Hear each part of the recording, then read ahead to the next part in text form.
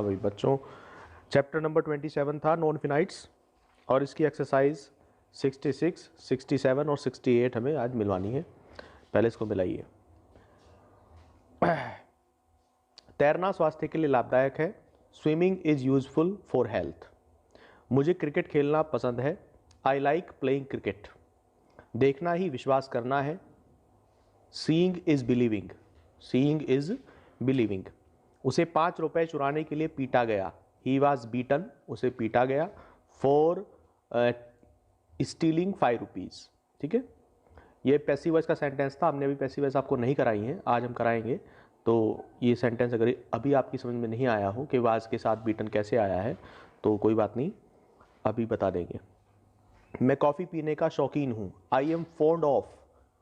I am fond of, क्योंकि शौकीन के लिए फॉन्ड आता है और इज एम आर का प्रयोग करते हैं। आई एम फॉन्ड ऑफ, और ऑफ एक प्रीपोजिशन है, और प्रीपोजिशन के बाद हमेशा जीरेंड फॉर्म आती है।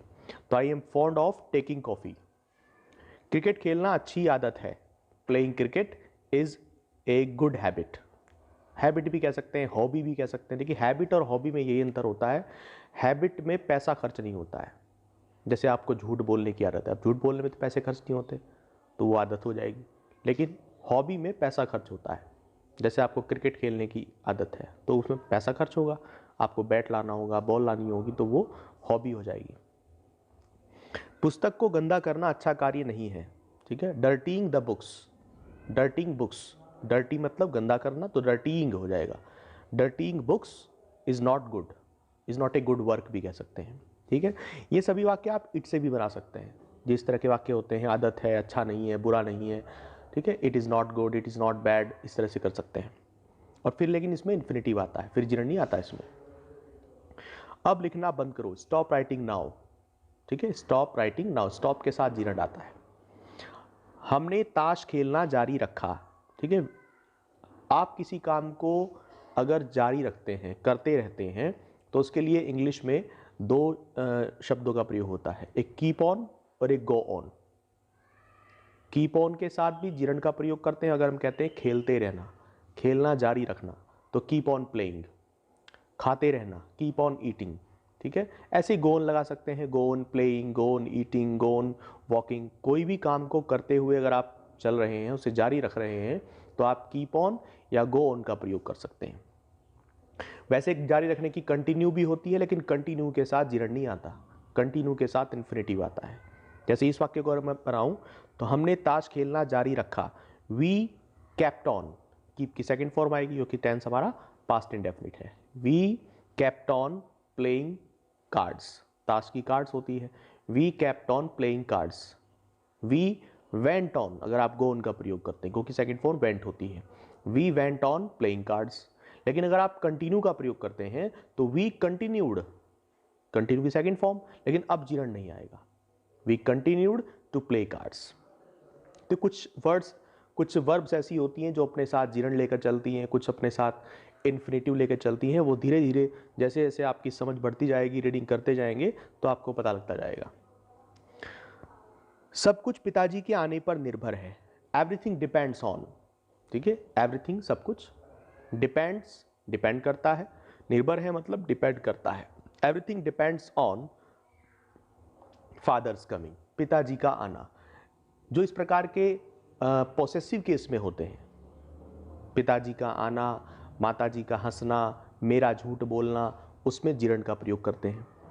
फादर्स कमिंग, ठीक है, मदर्स लाफिंग, यह हम कह सकते हैं। अगर मैं कहूं कि मेरा आना, तो माई कमिंग, मेरा हंसना, माई लाफिंग, उसका खेलना, हिज प्लेइंग।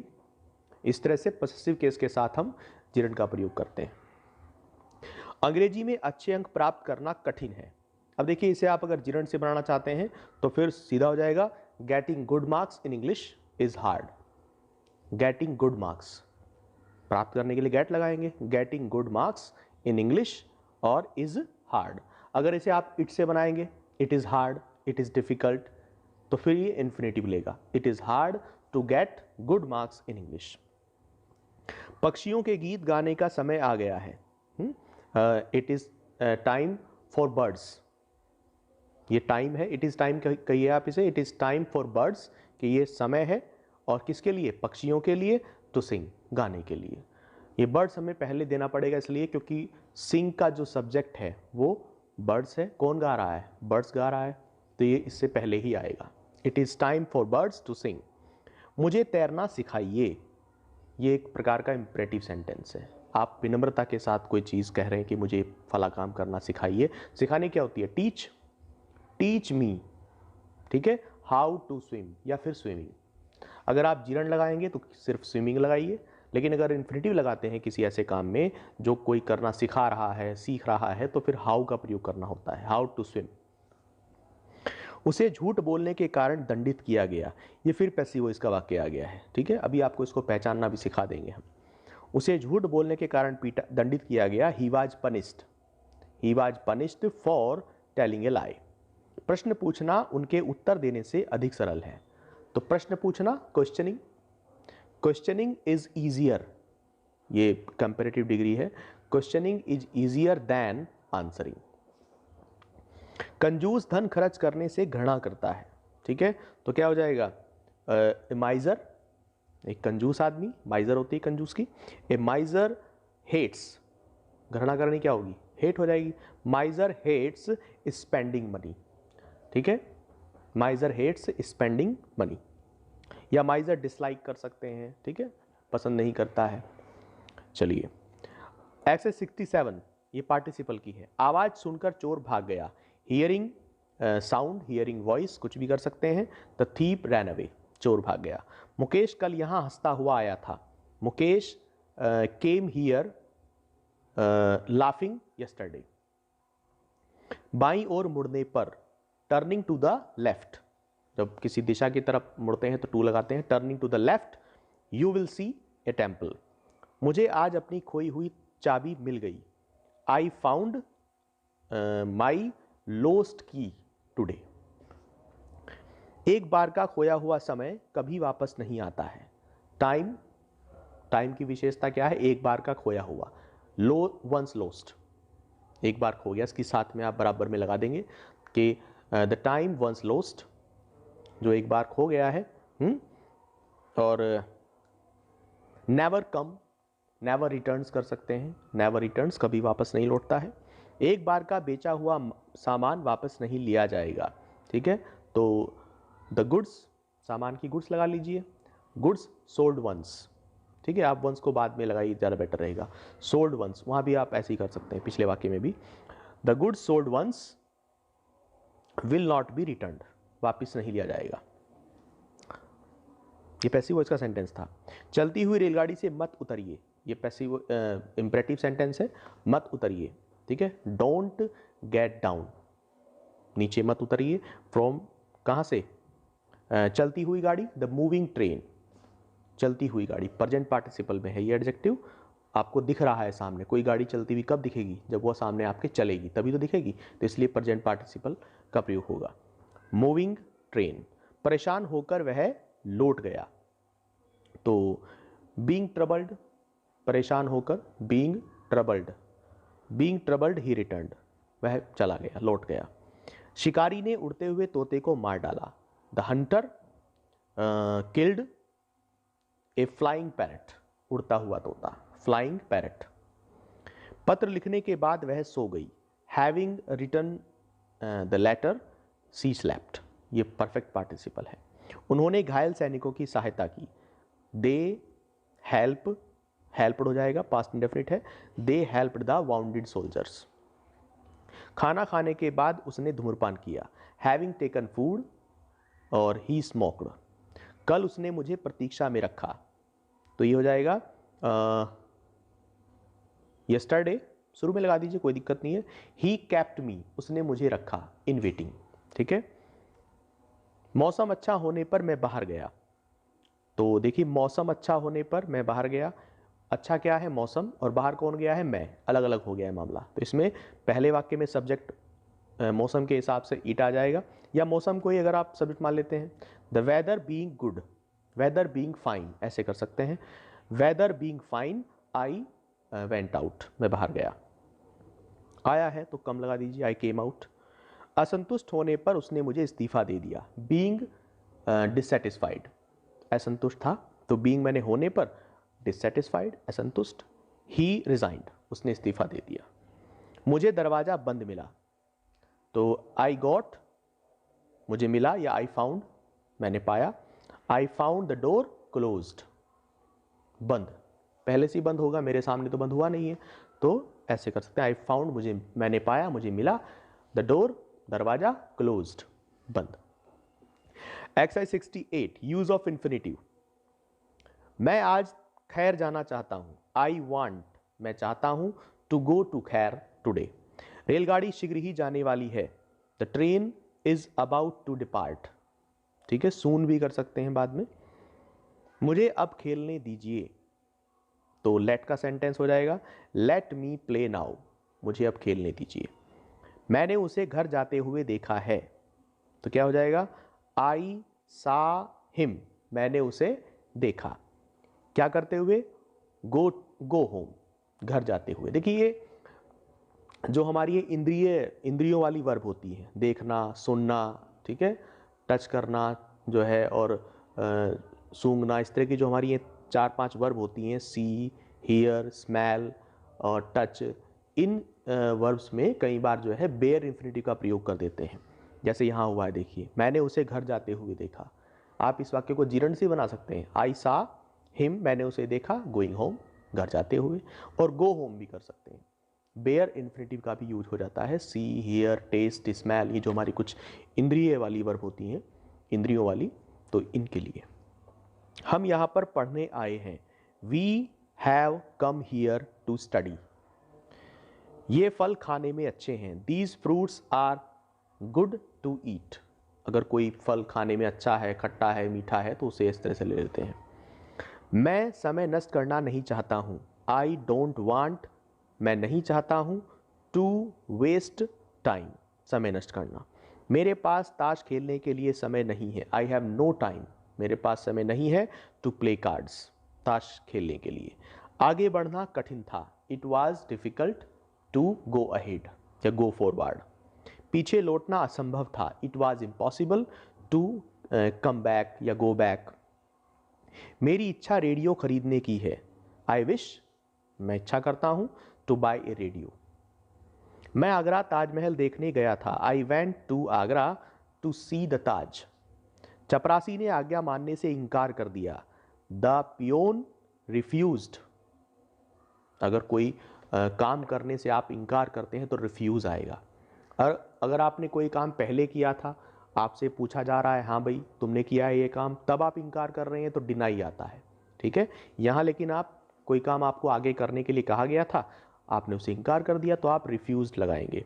तो the peon refused to obey, उसने मेरी सहायता करने का वचन दिया, he promised me to help, या he promised to help me.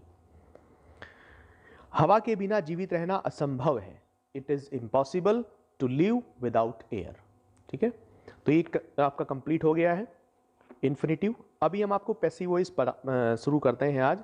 Passive voice चूंकि बीच में सेंटेंस बीच बीच में आ जा रहे हैं, इससे बड़ी दिक्कत हो रही है, तो आप पैसिव वॉइस को आज स्टार्ट कीजिए। देखिए पैसिव वॉइस जो है, एक्टिव वॉइस और पैसिव वॉइस, किसी भी सेंटेंस को जब हम सब्जेक्ट जो हमारा कर्ता होता है, काम करने वाला, आपको पता है सब्जेक्ट और ऑब्जेक्ट, तो जब सब्जेक्ट को लेकर हम चलते हैं, सब्जेक्ट के अकॉर्डिंग वर्ब का प्रयोग करते हैं, सब्जेक्ट के अकॉर्डिंग ही हमारा सेंटेंस शुरू होता है, तब वाक्य एक्टिव वॉइस में कहा जाता है। जो आपने पीछे सारे टेंसेस पढ़े हैं, अब तक जितने भी सेंटेंस हमने सिखाए हैं, सभी एक्टिव वॉइस के ही थे। काम करने वाले का जो उल्लेख है, मेंशन है, वो शुरू में किया जाता है, और फिर उसके बाद उसकी वर्ब आती है, उसके बाद उसका ऑब्जेक्ट आता है। लेकिन जब हम ऑब्जेक्ट को सब्जेक्ट के स्थान पे यूज करते हैं, जब हम ऑब्जेक्ट से वाक्य स्टार्ट करते हैं, ऑब्जेक्ट के अकॉर्डिंग ही वर्ब लगाते हैं, तब वाक्य पैसिव वॉइस में कहा जाता है, ठीक है। जैसे सिंपली मैं कहूँ कि भाई, अगर मैं कहता हूँ कि मैं किताब पढ़ता हूँ, तो वाक्य एक्टिव वॉइस का है। इसकी जब इंग्लिश बनाते हैं तो मैं किताब पढ़ता हूँ, I read a book, present indefinite tense का वाक्य है, मैं किताब पढ़ता हूँ। लेकिन जब हम कहते हैं किताब मेरे द्वारा पढ़ी जाती है, अब देखिए किताब शुरू में आ गया है। अब मैं अगर वाक्य बनाता हूँ, a book is read by me, एक किताब पढ़ी जाती है मेरे द्वारा, तो ये देखिए आप, सेंटेंस एक ही था, थोड़ा सा चेंज किया गया। जब मैंने आई को सब्जेक्ट बनाया तब वाक्य किस प्रकार से बना, और जब हमने बुक को सब्जेक्ट बनाया तब वाक्य किस प्रकार से बना। यही हम एक्टिव और पैसिव वॉइस में सीखेंगे। तो पैसिव वॉइस को चेंज करने के लिए पहले मैं आपको पैसिव वॉइस की पहचान बताता हूं, हिंदी में भी और इंग्लिश में भी। हिंदी में पैसिव वॉइस की पहचान वही होती है जो आपने एक्टिव वॉइस में पढ़ी है। एक्टिव वॉइस में आपको टेंस पढ़ाए गए और सभी टेंस की पहचान आपको बताई गई। ता है, ते हैं, ती हैं अंत में आते हैं। कहीं आपको रहा है, रहे हैं बताया गया, कहीं आपको चुका है, चुके हैं बताया गया। तो वही सब पैसिव वॉइस में भी रहता है, लेकिन सिर्फ अंतर ये रहता है कि एक्टिव वॉइस की जो वर्ब है, जैसे खाता है, उसमें तो खा में वो जो ता है जो आपकी पहचान है उसकी टेंस की, उसमें एकदम से जुड़ जाती है। खाता है, खा रहा है, खा चुका है, खा में सीधा जुड़ गया, ता है, रहा है, चुका है। लेकिन पैसिव वॉइस में क्या होता है, खा और ता के बीच में जाना शब्द किसी ना किसी रूप में आ जाता है। यानी कि पैसिव वॉइस के अंत में आप देखेंगे खाया जाता है। देखिए खाना और ता है के बीच में जा शब्द आ गया है। खाया जाता है, खाया जा रहा है, खाया जाएगा, खाया गया, खाया जा चुका है। तो आप सारे जो मैंने उदाहरण आपको दिए हैं सब में देख लीजिए जाना शब्द कहीं ना कहीं बीच में अटैच है। तो बस यही पैसिव वॉइस की हिंदी वाक्य में पहचान है। ये किसी किताब में लिखी नहीं होती है। पैसिव वॉइस की कोई भी ग्रामर दुनिया में ऐसी नहीं है जहां पैसिव वॉइस की हिंदी की ये पहचान आपको मिल जाएगी। ना ही ज़्यादातर क्लासेस में टीचर्स इसे बताते हैं, लेकिन मैं बताता हूँ, इसलिए आप इस चीज़ को आप देख सकते। जैसे आज भी 2 सेंटेंस आए हैं, आज भी 2 सेंटेंस आपको आए हैं कि भाई उसे पीटा गया। तो देखो पीटा गया कहा है ना, तो पीटा गया है तो पैसिव वॉइस। उसे सिखाया जाएगा तो सिखाया जाएगा, जाना बीच में आ गया ना, सिखाने के और उसके बीच में, गा के बीच में जाना आ गया है। तो इस प्रकार से पैसिव वॉइस में जाना शब्द पहचान के बीच में घुस जाता है। मेन वर्ब और टेंस की जो पहचान होती है वो अगर सीधी अटैच है तो एक्टिव वॉइस का वाक्य हो जाएगा, और अगर उनके बीच में जाना शब्द किसी रूप में घुस गया है तो वो पैसिव वॉइस का वाक्य हो जाएगा। एक तो ये इसकी पहचान है, और दूसरी पहचान सिंपली यही है इंग्लिश के वाक्य में जो आपको देखने को मिलेगी। इंग्लिश के वाक्य में आप ये देखेंगे कि भाई जो हेल्पिंग वर्ब है, ये तो उससे पकड़ लेंगे आप, क्योंकि पैसिव वॉइस की हेल्पिंग वर्ब अलग होती हैं, एक्टिव वॉइस की हेल्पिंग वर्ब अलग होती हैं, वो आपको बताई जाएंगी अभी। तो एक्टिव वॉइस और पैसिव वॉइस को आप इंग्लिश के सेंटेंस में हेल्पिंग वर्ब से पकड़ सकते हैं। दूसरा तरीका ये है जो कि ज़्यादा ज़रूरी है वाक्य में आपको पकड़ना होगा, क्योंकि हेल्पिंग वर्ब तो कई बार ऐसा होता है कि कोई हेल्पिंग वर्ब ऐसी है जो एक्टिव वॉइस में भी लगती है कहीं ना कहीं और पैसिव वॉइस में भी लगती है कहीं ना कहीं, तो आप कंफ्यूज कर सकते हैं। तो इसलिए सबसे बड़ी और ज़रूरी पहचान ये है कि वर्ब जो है, जो वो वर्ब फिनाइट वर्ब आई हुई है, उस फिनाइट वर्ब का सब्जेक्ट देखिए कहाँ है। अगर उस फिनाइट वर्ब का सब्जेक्ट उस वर्ब से पहले आया हुआ है, मतलब सब्जेक्ट के स्थान पर आया हुआ है, तो वाक्य एक्टिव वॉइस का है। और अगर उसका ऑब्जेक्ट आया है पहले, आप ये तो पहचान लेंगे ना भाई किस के वर्ब का सब्जेक्ट क्या है, ऑब्जेक्ट क्या है, तो बस इसी को आपको देखना है। काम करने वाला कहाँ है, अगर काम करने वाला वर्ब से पहले है तो सही है, वाक्य एक्टिव वॉइस का है क्योंकि सब्जेक्ट पहले ही होता है। और अगर काम करने वाला वर्ब के बाद में कहीं रखा हुआ है तो वो गड़बड़ है मामला, वो पैसिव वॉइस में जाएगा। ठीक है, तो ये थोड़ी सी पहचान पर बात हो गई। अब हम कुछ सेंटेंस के माध्यम से इसको समझते हैं। सबसे पहले आप नोट करेंगे अपनी जो किताब है, इस किताब में चैप्टर आता है एक्टिव वॉइस पैसिव वॉइस का, चेंज करने वाला भी है और ट्रांसलेशन का भी है। Chapter number 12 use of passive voice, chapter number 12 है यूज ऑफ पैसिव वॉइस। इसमें एक्टिव वॉइस के सेंटेंस को पैसिव वॉइस में चेंज करना और पैसिव वॉइस के सेंटेंस को एक्टिव वॉइस में चेंज करना सिखाया जाएगा। तो मुख्य रूप से 4 परिवर्तन आपको करने होते हैं एक्टिव वॉइस के सेंटेंस को पैसिव वॉइस में कन्वर्ट करने के लिए। पहला परिवर्तन है, जो वाक्य का सब्जेक्ट है उसे वहां से हटाइए और उसके स्थान पर वाक्य के ऑब्जेक्ट को लाइए। पहला परिवर्तन है, पहला स्टेप है। दूसरा स्टेप है, अब इस नए जो आपने ऑब्जेक्ट को सब्जेक्ट बनाया है, अब इसके अकॉर्डिंग हेल्पिंग वर्ब जो आपको बताई जाएंगी कि किस टेंस में कौन सी हेल्पिंग वर्ब लगाई जाएगी, अब वो हेल्पिंग वर्ब यहाँ पर प्रयोग की जाएगी नए वाले सब्जेक्ट के हिसाब से, क्योंकि अब आपका सब्जेक्ट वाक्य का ऑब्जेक्ट है। फिर उसके बाद तीसरा स्टेप है मेन वर्ब की थर्ड फॉर्म, चाहे किसी भी टेंस की पैसिव वॉइस हो, किसी भी टेंस की पैसिव वॉइस हो, मेन वर्ब की थर्ड फॉर्म का आप प्रयोग करेंगे। और चौथा व अंतिम है कि जो आपने वो सब्जेक्ट हटाया था उसको वाक्य के अंत में, पहले वाक्य के सारी जो बचा हुआ मैटर है वो लिख लीजिए, और उसके बाद अंत में जो है बाई लगाकर, बाई का प्रयोग करना होगा। बाई लगाकर वो जो सब्जेक्ट वहां पर रखा हुआ है, अब उसे आप ऑब्जेक्ट बनाकर बाई के बाद लिख देंगे। मैं ऑब्जेक्ट बनाकर इसलिए कह रहा हूं क्योंकि अगर वो नाउन है, कॉमन नाउन है, प्रॉपर नाउन है, कोई भी नाउन हो सकता है, किसी का नाम है, या कॉमन नाउन में टीचर, मदर, कुछ भी इस तरह से है, तो उसमें तो कोई दिक्कत नहीं है, वो तो बदलता नहीं है, वो तो सब्जेक्ट के स्थान पे रख लो, चाहे बाई के बाद उसे ऑब्जेक्ट के स्थान पे रख लो, उसका कोई परिवर्तन नहीं होता है। टीचर का टीचर ही रहेगा, राम का राम ही रहेगा। लेकिन जो हमारे प्रोनाउंस होते हैं इनमें परिवर्तन होता है। प्रोनाउन सब्जेक्ट के रूप में अलग होते हैं और ऑब्जेक्ट के रूप में अलग होते हैं। जैसे अगर आई सब्जेक्ट है तो जब उसे बाई के बाद आप लेकर आएंगे तो वो मी बनकर आएगा, आई का ऑब्जेक्ट मी हो जाएगा। तो ये परिवर्तन करके आप बाई के बाद सब्जेक्ट को लिख सकते हैं। ठीक है, तो इस प्रकार 4 नियम का सहारा लेना है। सबसे पहले सब्जेक्ट लगाना है, सब्जेक्ट को हटाकर ऑब्जेक्ट को लगाना है, उसके बाद हेल्पिंग वर्ब बदली हुई, उसके बाद मेन वर्ब की थर्ड फॉर्म, और अंत में बाई लगाकर वो जो सब्जेक्ट आपने हटाया था उसे ऑब्जेक्ट बनाकर बाई के बाद लिख देंगे। यही 4 काम आपको करने हैं, इनसे अलग कोई काम नहीं करना है। किसी और शब्द को नहीं छेड़ना है। जैसे क्वेश्चन वर्ड है, क्वेश्चन वर्ड एक्टिव वॉइस में शुरू में रखा हुआ है तो आप भी शुरू में रखिए उसे। वाक्य का प्रारूप भी नहीं छेड़ना है। प्रारूप से मेरा मतलब है अगर हेल्पिंग वर्ब एक्टिव वॉइस में शुरू में आई हुई है सब्जेक्ट से पहले, जैसे वो क्या वाले वाक्य में आ जाती है, तो वो यहां भी शुरू में ही रहेगी। जिसका जहां स्थान है पैसिव वॉइस में भी वही रहेगा। स्थान नहीं बदलना किसी का भी, सिर्फ उसको चेंज करना है, लेकिन स्थान वहीं पर रहना है उसका। जैसे क्वेश्चन वर्ड है, क्वेश्चन वर्ड वाक्य के शुरू में आता है तो वो शुरू में ही रहेगा। ठीक है, ऐसी हेल्पिंग वर्ब है, वो जहां भी है, सिंपल वाक्य में आपको पता है सब्जेक्ट के बाद आती है तो अब भी वो सब्जेक्ट के बाद ही आएगी। क्वेश्चन वाले वाक्यों में सब्जेक्ट से पहले आती है तो अब भी वो सब्जेक्ट से पहले ही रहेगी। ठीक है,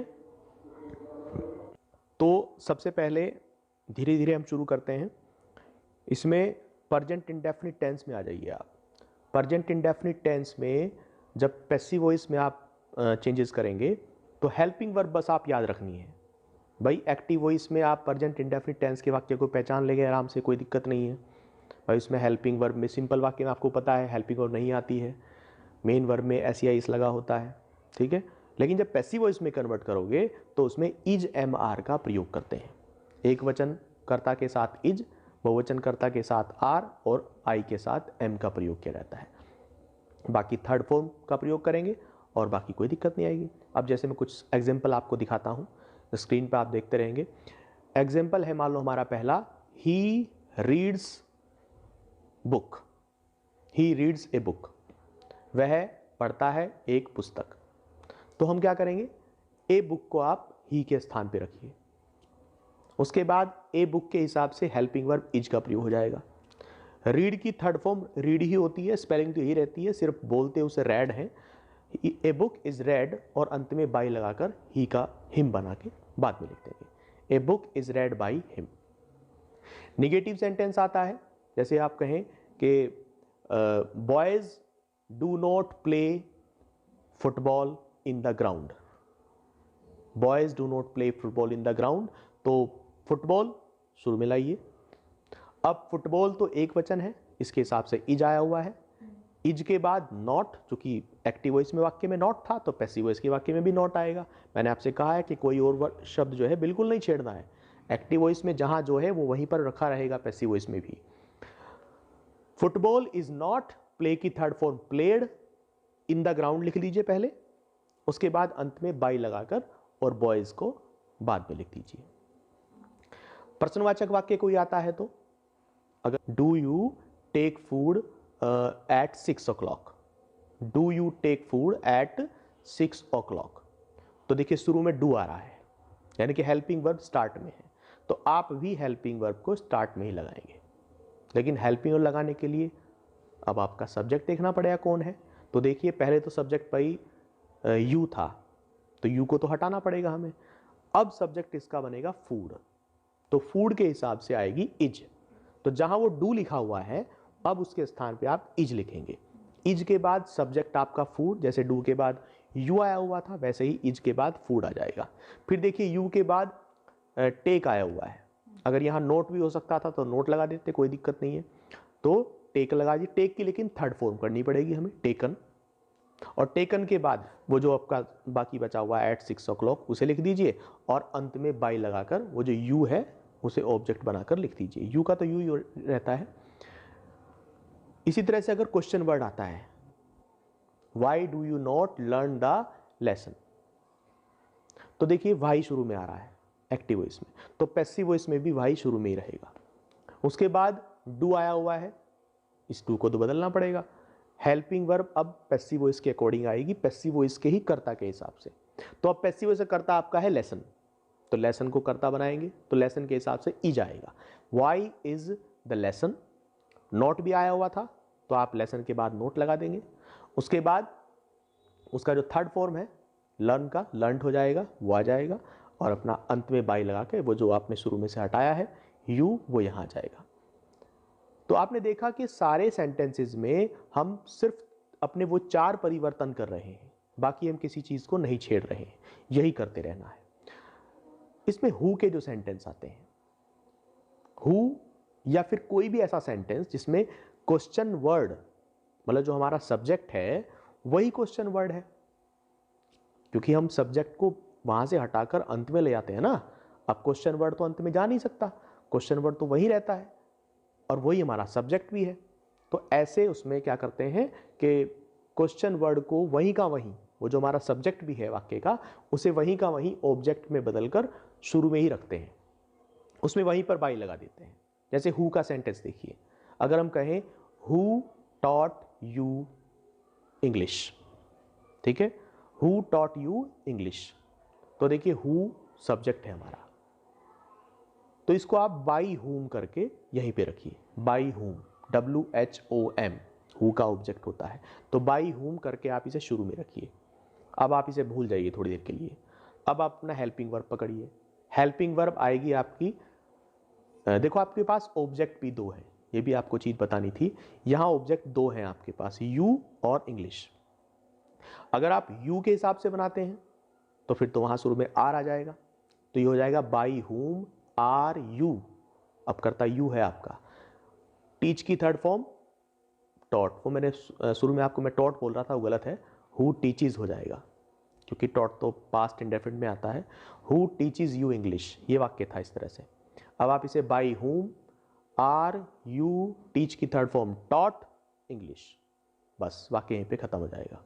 ठीक है, by whom are you taught English, खत्म हो जाएगा। अगर आप इसे इंग्लिश से बनाते हैं, बाई हुम इज, अब इंग्लिश को करता बनाइए, by whom is English taught to you. जब आप ये डायरेक्ट ऑब्जेक्ट को करता बनाते हैं तब टू को आपको वहां लिखना होता है, टॉट टू यू। अंत में आप कुछ लगाने की जरूरत नहीं है, क्योंकि अंत में बाई लग के आता है, वो हमने शुरू में ही कर दिया है काम, बाई हुम। तो हु के वाक्य में आप इस प्रकार से करेंगे।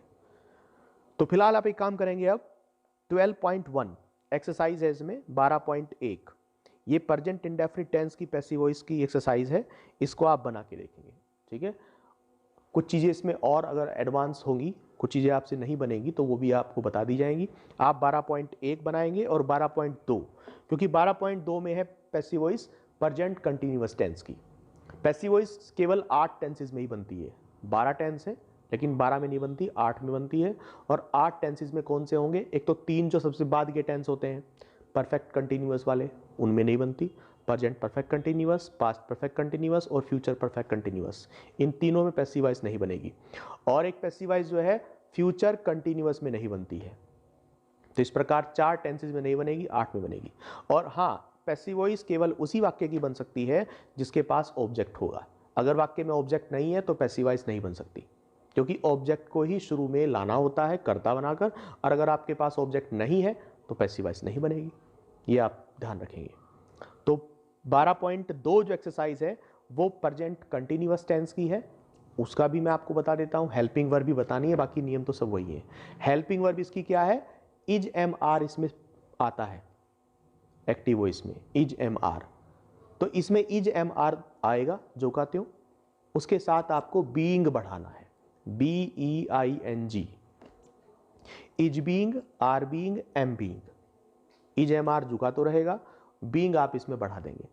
बस ध्यान क्या रखना है, आपको पता है टेंस में पहले भी आपने कई बार ऐसा किया है कि जब दो शब्दों से हेल्पिंग वर्ब बनी होती है तो नोट कहाँ लगता है, उसके बीच में, is not being, am not being, are not being. और अगर हेल्पिंग वर्ब शुरू में जानी है, क्वेश्चन वाले वाक्यों में जाती है, तो केवल इज एम आर ही शुरू में जाएगा, बीइंग वहीं कर्ता के बाद रहेगा। ठीक है, ये थोड़ा सा काम अपन आप करके देखेंगे। और 12.1 और 12.2 आपका होमवर्क है, इसे आप बना के लाएंगे, हम इसे अगली वीडियो में मिलवा देंगे। चलिए।